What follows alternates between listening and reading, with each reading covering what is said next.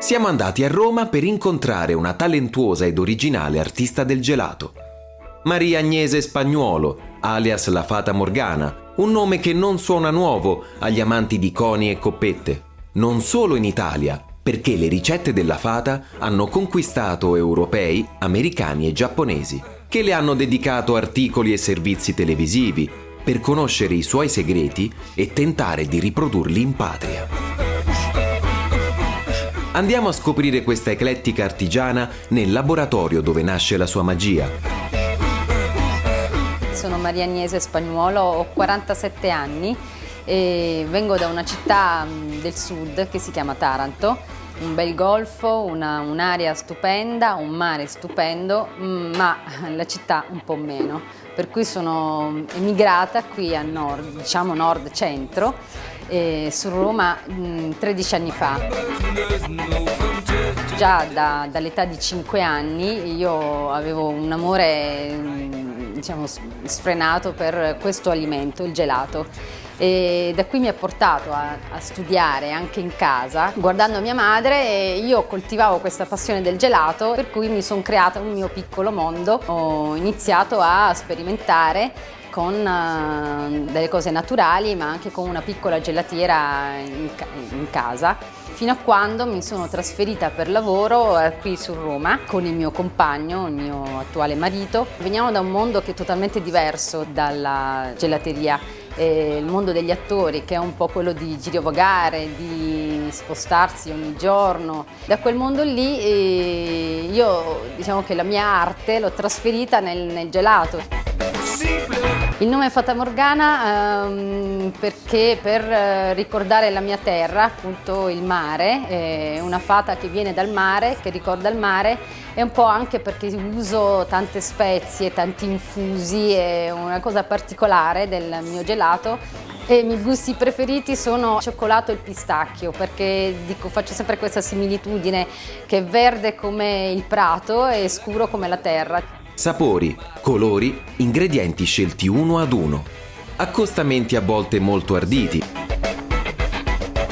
Affronto la concorrenza con la qualità, non vedo il lavoro degli altri, ma vedo soprattutto il mio e cerco di migliorarlo ogni giorno. Con l'avvento delle industrie si è un po' perso quello che era l'artigiano in questo piccolo mondo. L'artigiano vero era chi riusciva a creare da una crema che veniva cotta, una crema gelata soffice. Questo è il mio gelato. Ci sono qui delle ragazze che con me lavorano e questa è una scuola, e questo penso di voler creare nel futuro, cioè di continuare a prendere sempre più persone che conoscono questa realtà, che vogliono avvicinarsi a questo piccolo mondo del gelato, però facendo le cose come si facevano un tempo, veramente artigianalmente.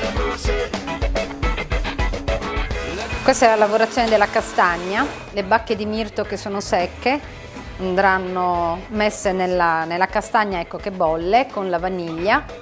Peccato che non si possa sentire il profumo della vaniglia e del mirto insieme alla castagna, perché quelle sono più di un'immagine, insomma. Adesso la castagna verrà frullata insieme allo zucchero e facciamo un sorbetto. Ecco, quando abbiamo visto che la castagna è ben cotta, è proprio per questo, si frulla facilmente. Il sorbetto viene mantecato, non viene cotto, sembra quasi una marmellata, che è denso il composto. Aggiungiamo un po' d'acqua e andiamo a mantecare la miscela già cotta, appunto perché un sorbetto ha bisogno solo della mantecatura e non della pastorizzazione. Ecco, questo è il sorbetto di castagna. Come vedi è molto morbido perché la temperatura di uscita del gelato è -8, perché poi deve sostare nella frigorifera, cioè la frigorifera, almeno 2 ore prima di essere consumato, perché è ancora molto delicato come struttura. La temperatura ideale del gelato di servizio è -18. Adesso lo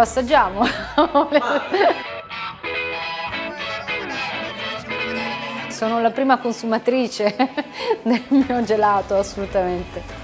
Non lo nascondo, anzi.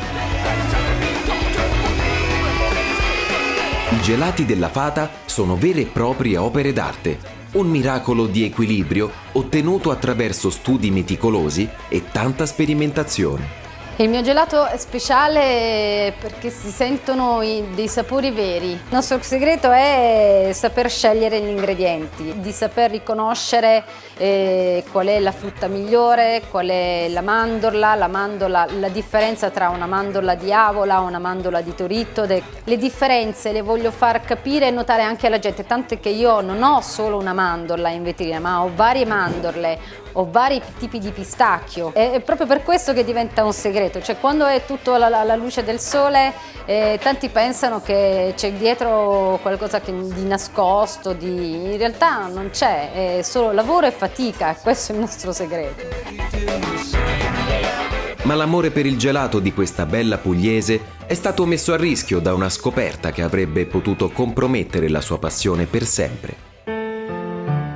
Mi sono accorta della celiachia a 35 anni, ho praticamente autodiagnosticato questa intolleranza, sono andata a farmi le analisi e sono risultata celiaca. Da qui mi è cambiato un po' il punto di vista del mangiare, cosa non dover mangiare, soprattutto il gelato che come alimento non dovrebbe contenere glutine, però spesso all'interno non si sa neanche bene cosa ci sia dentro.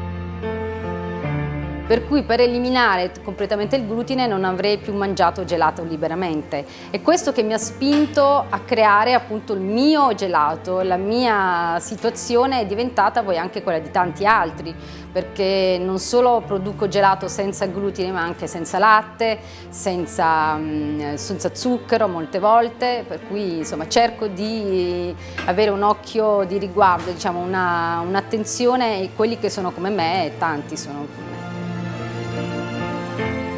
Ed è così che la Fata Morgana ha superato la sua personale crisi, trasformandola in un'opportunità. È stato un successo, insomma un successo anche mio personale, perché questo vuol dire che può esistere un piccolo mondo della gente che ti ritorna con il sorriso sulle labbra e ti dice grazie. Questa è la mia vittoria.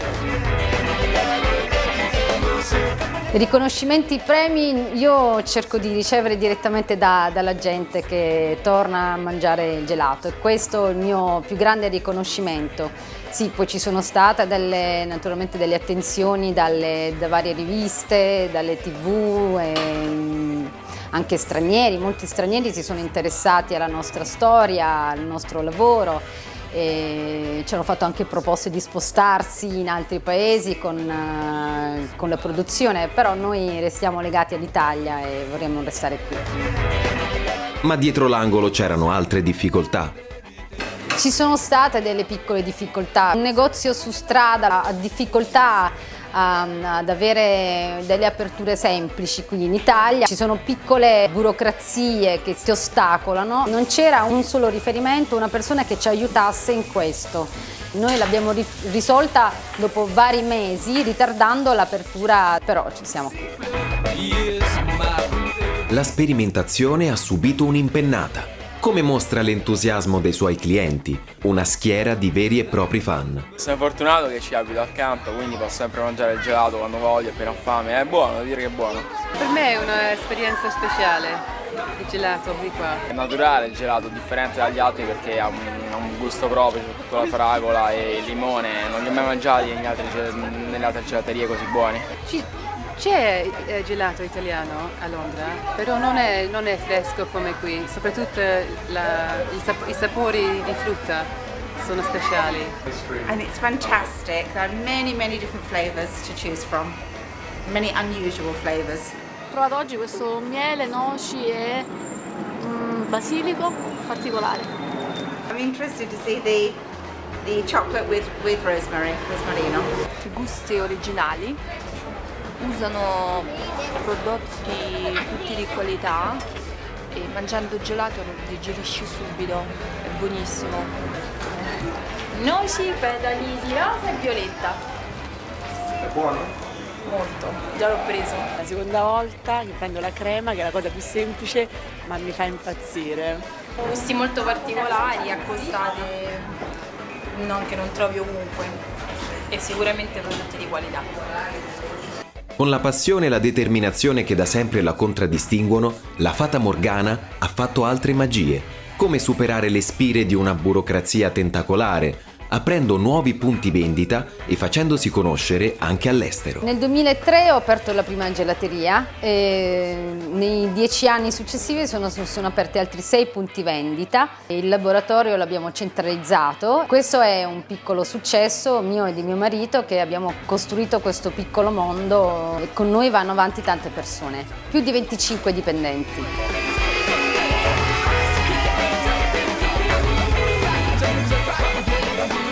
Maria Agnese Spagnuolo, nota ai più come Fata Morgana, un talento italiano unico nel tuo genere. Cosa farai? Scappi o resti? Resto nella mia Italia perché credo che qui ci siano tante realtà che usciranno allo scoperto e faranno la differenza, speriamo. Questo è quello che credo e continuo a credere. Vogliamo cercare di sviluppare il nostro piccolo mondo, anche altri piccoli mondi al di là dell'Italia, creare una scuola e degli artigiani veri, dove l'artigiano riscoprirà i sapori anche della sua terra. Non è un'esportazione del gelato vero e proprio come tanti fanno, ma è impiantare la cultura del gelato italiano all'estero.